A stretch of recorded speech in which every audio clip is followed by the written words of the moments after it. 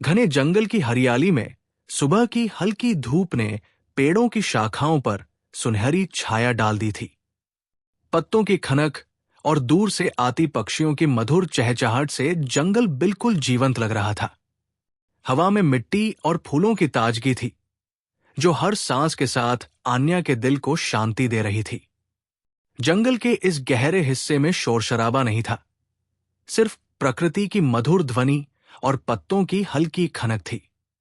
आन्या, एक छोटी लड़की, अकेले जंगल की गहरी पगडंडी पर चल रही थी। उसके कदम धीरे धीरे मिट्टी को छू रहे थे और दिल में उत्सुकता के साथ साथ हल्का डर भी था। जंगल में अचानक कुछ भी हो सकता था, कोई जंगली जानवर या कोई छिपी हुई चुनौती। आन्या अक्सर शहर की भागदौड़ से दूर इन जंगलों में आती थी, पेड़ों, जानवरों और प्राकृतिक सुंदरता का आनंद लेने। वो हमेशा खुद को प्रकृति के करीब महसूस करती थी। आज भी वो अपने कैमरा और छोटे बैग के साथ निकल पड़ी थी, ताकि जंगल की खूबसूरती को कैद कर सके और थोड़ी साहसिक यात्रा का आनंद ले।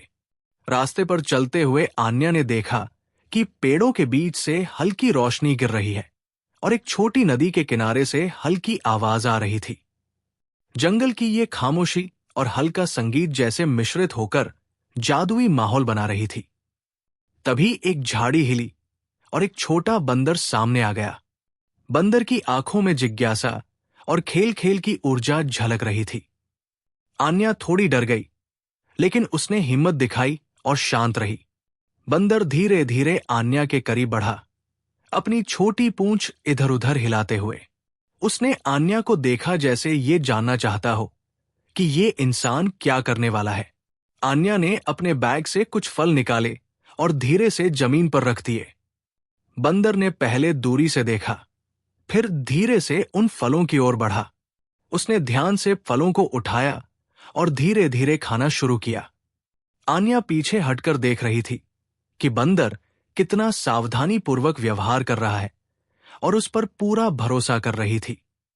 दिन ढलते ढलते दोनों जंगल के एक खुले स्थान की ओर बढ़े, जहां एक छोटा तालाब था। बंदर ने संकेत किया कि वो पास आकर पानी पी सके। आन्या ने फलों और पानी की मदद से बंदर की दोस्ती और मजबूत की।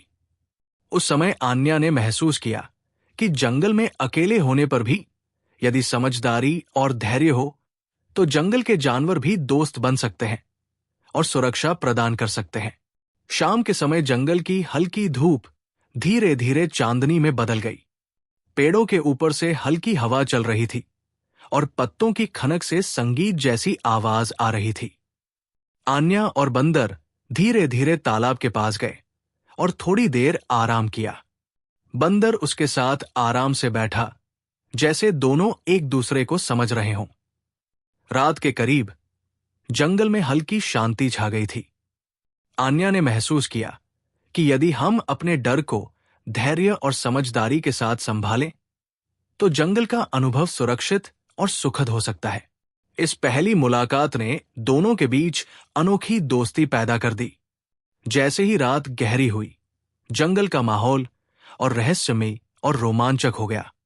पेड़ों की छायाएं लंबी हो गई और हल्का कोहरा जंगल में रहस्यमय प्रभाव पैदा कर रहा था।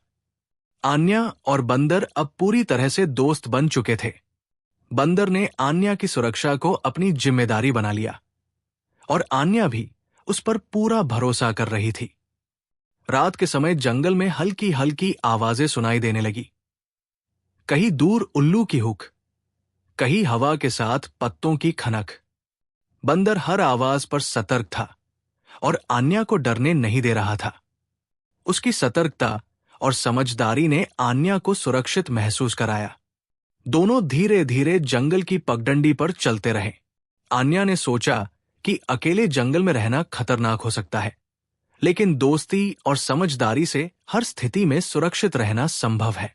उन्होंने छोटे छोटे खेल खेले, फल खाए, पत्तों और पेड़ पौधों के साथ मजा किया और उनकी दोस्ती और मजबूत हुई। रात का अंधेरा गहरा रहा और चांद पूरी तरह से आकाश में चमक रहा था। आन्या और बंदर एक खुले स्थान पर रुके, जहां से पूरे जंगल का दृश्य दिखाई दे रहा था। वहां उन्होंने थोड़ी देर विश्राम किया और चांदनी में जंगल की खूबसूरती का आनंद लिया। आन्या ने महसूस किया कि अगर धैर्य और सही दृष्टिकोण हो तो जंगल जैसी चुनौतीपूर्ण और रहस्यमयी जगह भी सुरक्षित और आनंददायक बन सकती है। रात के अंतिम क्षणों में आन्या ने तय किया कि वो हर हफ्ते जंगल आएगी और अपने दोस्त बंदर के साथ समय बिताएगी। इस अनुभव ने उसे सिखाया कि साहस, समझदारी और दोस्ती से किसी भी चुनौतीपूर्ण परिस्थिति में सुरक्षित और खुश रहना संभव है। कहानी का संदेश यही है कि जंगल में अकेला होना या किसी भी चुनौतीपूर्ण स्थिति का सामना करना डर का काम नहीं है। अगर हम समझदारी, धैर्य और दोस्ती को अपनाएं, तो हर मुश्किल हालात में हम सुरक्षित और खुश रह सकते हैं।